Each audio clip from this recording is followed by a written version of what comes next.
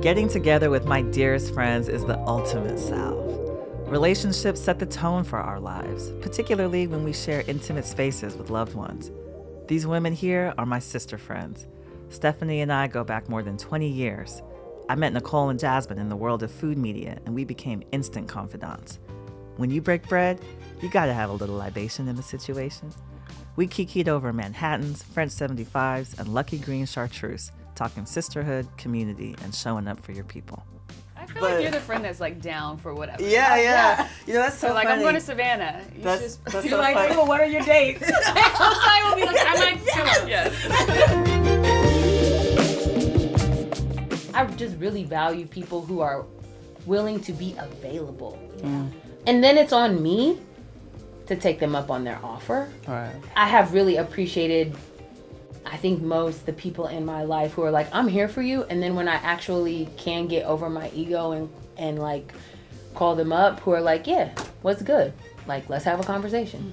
You can't get help if you don't ask for help. That's for sure. So like if you're gonna show up for community, like even how you were saying before, you were there for me, but that's because you said I'm struggling. Yeah. And our ability to do that and not feel like we are gonna be sidelined or listed as problematic or difficult because you dealt with life. Right. And what does that mean to have folks say like, I can come water your plants, I can come sit with you and hold the baby while you do laundry or you take a shower. But you mentioned the word vulnerability, and I feel like it definitely takes a certain level of vulnerability to actually ask for help from your community. I struggle with that. Like, I feel like I have a very just rich community of friends, family members, and oftentimes I feel like I don't want to burden them, with my problems or whatever. Like, I had COVID this summer, and I didn't reach out to anybody. I mean, I was sleeping most of the time, but I had a friend that was like, well, why didn't you tell me? Like, I would have brought you some medicine, I would have sent you some food. Right. I was like, I didn't want to burden you with this, like, I'm struggling. I don't want you to struggle because of that, you know what I mean? So I definitely think it takes a certain level of openness and vulnerability to actually reach out and ask for help. And when you think about the role that you play in your community, though, do you find yourself being the one that folks call on? Do you find yourself being the one She's that the problem solver. I am. You find That is yourself true. exactly, and I think That is very true. as Black women, historically we are caretakers of other folks' children. Voluntarily or not. Look, of our own children. We're fundraising, we're cooking, we're cleaning. Right. We're trying to We're organize we're resources protesting. for other folks. We're trying to organize resources for our folks. We're protesting. We're on the front line. We really need to let people take care of us. Yes. And it's hard because being in the role of caretaker, I mean, I guess it's like any other muscle. You kind of have to exercise it. A lot of people know about Jack Daniels, but a lot of folks don't know that it was a Black enslaved man who was known as Uncle Nearest, who is credited with teaching Jack Daniels how to distill whiskey and make this fine spirit that we've come to love and appreciate so much. Entrepreneurship? Yeah. I think most Black women, we were talking about it a bit before, we come from families. Our parents or our grandparents had to rely on other family members, had to rely on family members in the summer as babysitters, right? They would send us down south, or for me, I would see cousins come down south. Just a descending. Yeah, I mean, that community and seeing community is who we are. It's in us, and I think it's always trying to come up. It's always trying to say, hello, where's your community? Because we know what it looks like.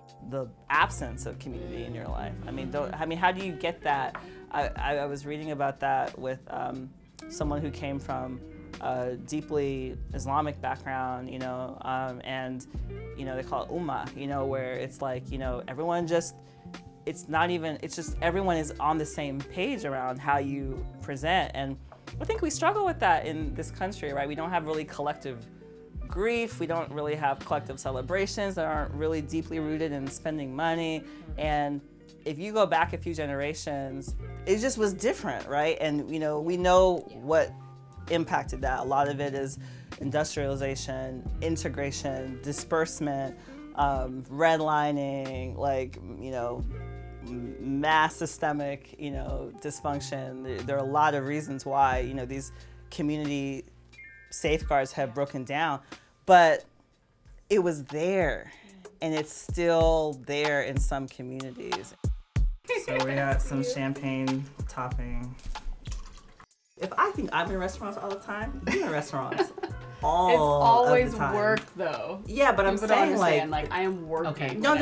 no, but I'm saying even just, but by that, what I mean is that when do you get to cook for yourself, and what do you cook for yourself? Cooking truly is like my zen. Like cooking is how I like care for myself. Okay. And so I'll have like the most stressful day, like everything that could go wrong went wrong. Come home late and like zone out and cook an entire like elaborate meal just for me. Oh wow. And that's how I sort of like decompress and just like turn my brain off and focus on something else. No recipes, like I don't use a cookbook or anything.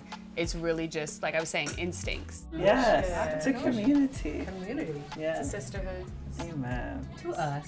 Bump the job, bump the career. I want my community. Right. I want the community over everything. That's literally a mantra that I have when I look at my goals and my manifesto for myself. That's at the top.